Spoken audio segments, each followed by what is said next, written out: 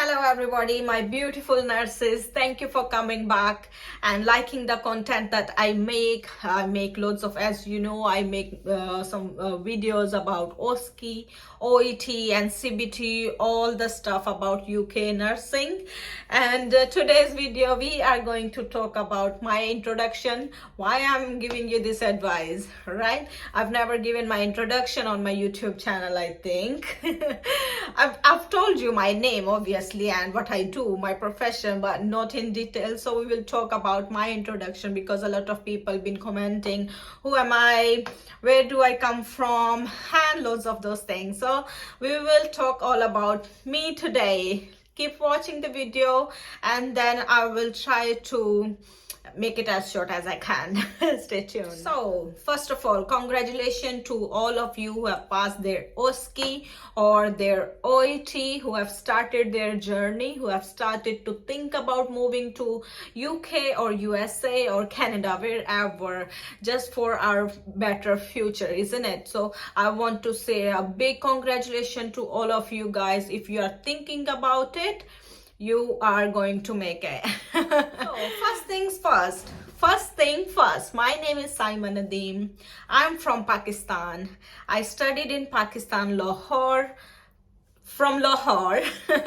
I did my nursing as well from Lahore, Children's Hospital Lahore. And then after that, I started working. I started my career in Lahore as well. I started working in Doctor's Hospital and Medical Center. It's a private hospital. It's in Johor Town.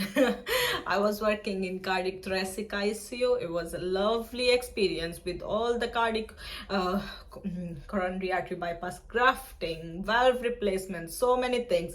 It was wonderful. I did work there for 2.5 years after my nursing, and then I joined Shaukat Khanum Cancer Hospital. It's in Lahore as well.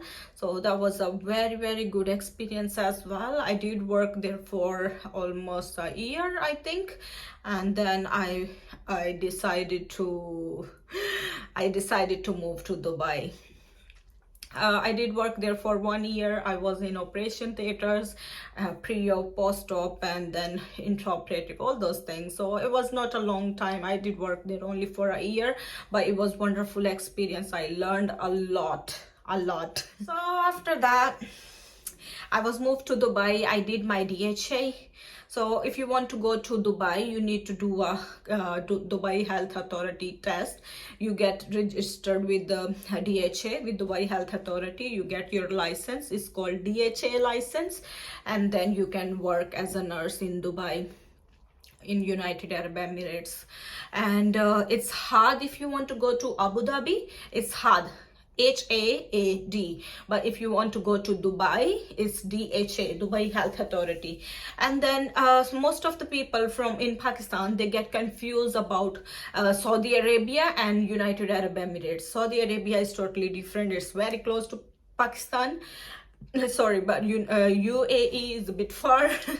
And then it's really good to work in UAE as well. License are different as well. For Saudi Arabia, you need MOH, and for Dubai, for UAE, you need Dubai Health Authority. It's different according to the state. So if you're going to Dubai, Dubai Health Authority. If you're going to Abu Dhabi, it's hard. If you're going to Sharjah, it's MOH. So think about it. Think before you give your exam. Think about where you're gonna work.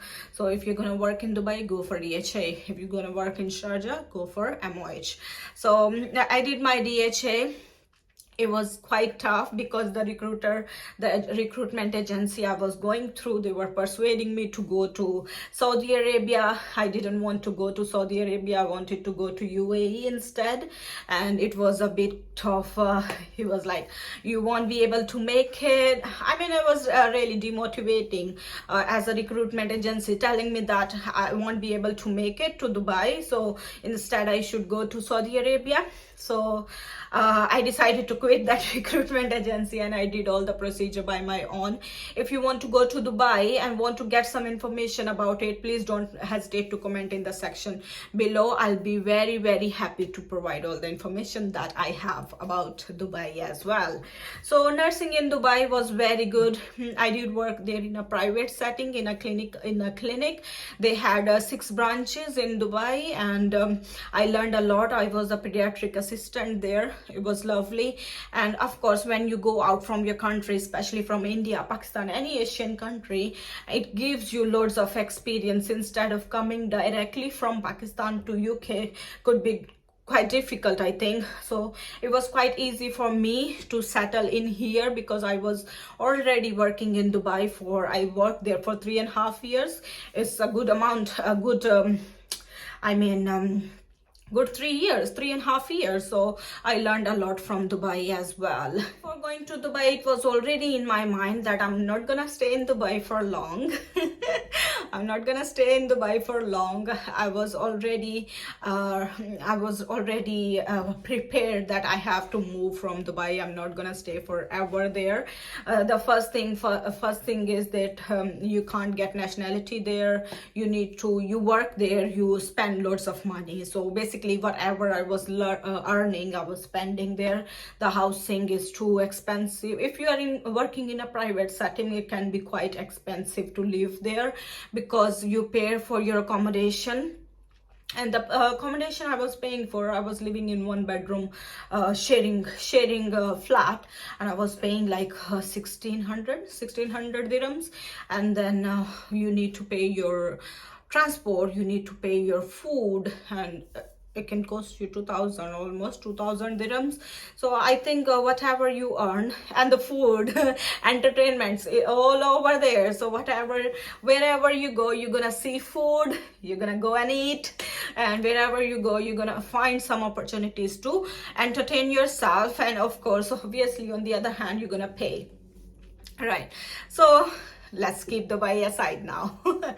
But if you have any questions, let me know. Right, so then I started preparing for my English test while I was working in Dubai. I was preparing for OET. I started preparing for OET while I was working because my working schedule there was 48 hours per week.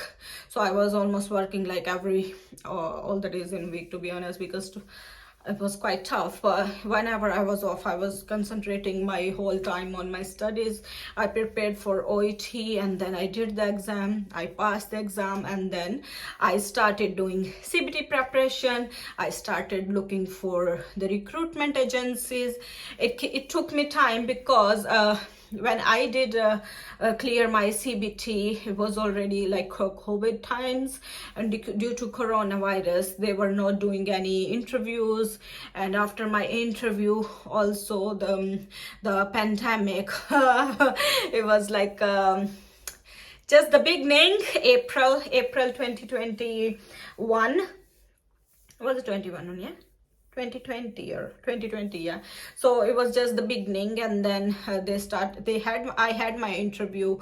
I was selected, and they cancelled the hospital in the UK. They cancelled my visa, my ticket. They're saying that due to COVID, we won't be having any spaces for training, and for supernumerary period you will get a bad experience. Like there will be no one to train you, there will be no classes for you to attend. So we would say better for you to come after the COVID. So anyways, my ticket was cancelled, so I had to move back to Pakistan instead. So May 2020, April 2020, I was supposed to come here in UK, but they cancelled my ticket, so I had to move back to Pakistan for some time.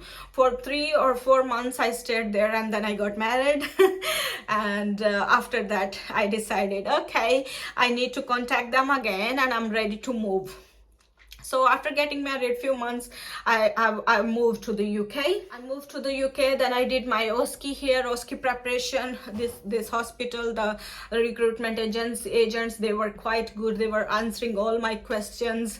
Oh, I forgot to mention when I applied for my Viginet sticker for my visa again, because the initial one got expired, so I had to apply again. It took so long, honestly, you won't believe it took like maybe 4 months for my visa to come back. 4 months. So I was emailing them again and again, asking them, where is my visa gone? It's already been long, 4 to 5 months, I think. So in the beginning, I was thinking because of COVID, everything is closed, so maybe that's why they're not giving me my visa. Then I contacted my recruitment agency that I didn't get my visa until now, and they were like, it's nothing to do with us because it's with the UK immigration system. So then I made a complaint saying that I applied for my Viginet sticker replacement, and it was like 3 months ago. I didn't get any response. What should I do now? And back in my mind, I was not ready to move as well because of the COVID situation. It was too bad. And my in-laws, my husband, my family, they were saying like, it's better for you to stay for some time, not to go just now, because the pandemic is like overwhelming. It's all over. So you just stay home instead of going. But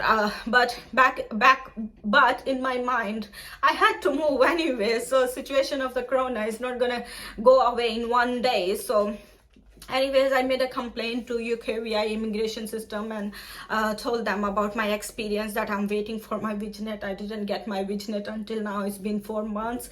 And then they responded that your passport was misplaced or something due to COVID.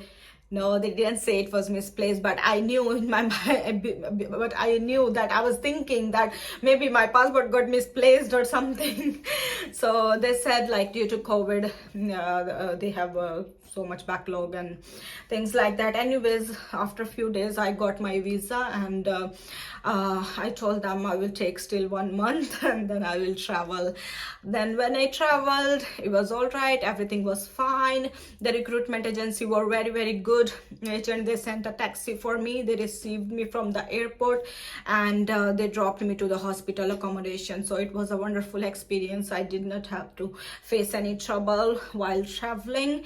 And then also, in my previous video I made, I told you about what are the things you need to do when you come to the UK, and I did all those things. And in between, I was in isolation for 10 days. The hospital provided us accommodation for isolation in the hotel for 10 days, and the food was horrible. The experience was bad, but good thing for you guys, when you will come, there will be no COVID, right? So COVID restrictions are all gone now, so you won't be having any trouble.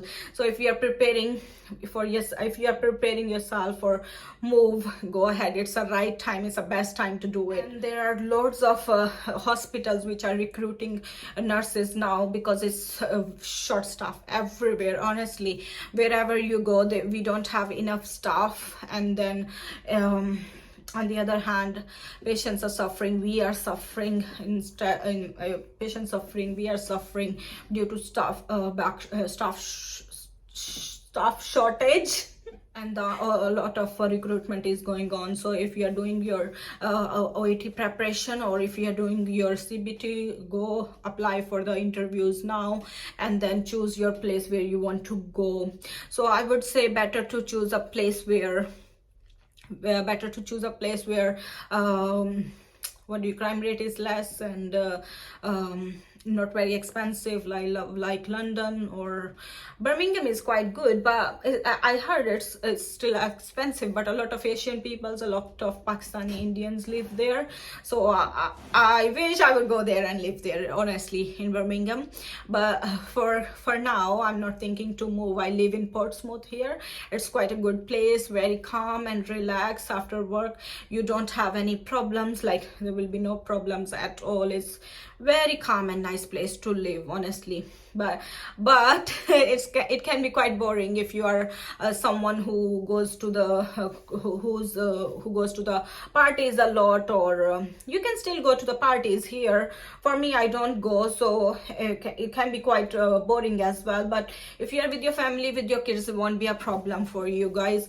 And it's quite a nice place to live, and a lot of the good people here around here, but a lot of drunk people as well.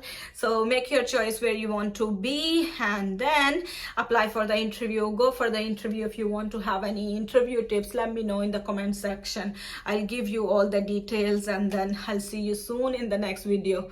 Oh, I went totally off topic, isn't it? So that was my introduction. How I became a nurse in the UK, what was the process, how long it took. For the UK processing, it didn't take long, because the main problem is your English test. When you're done with your English test, it's not gonna take you long, right? After doing your English test, I was preparing for English test for almost 2 years without any attempt to go for the exam. So I was just preparing in my mind. I was just preparing at home, and then I decided to take a class as well. I did take a class from E2 language.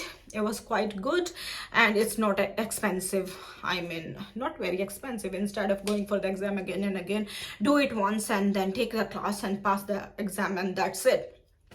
So it's E2 language, Echo 2 language. If you want to go for E2 language, they are quite good and helpful in OET preparation or IELTS preparation, whatever you want to do. So OET is occupational English language test, and IELTS is academic one you need to do. Academic IELTS you need to do when you do it.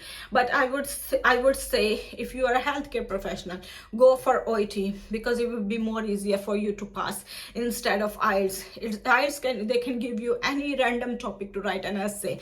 If you don't have like vast vocabulary, and you did not practice a lot, it can be difficult for you to pass. So I think I would say go for OET if you are a healthcare professional.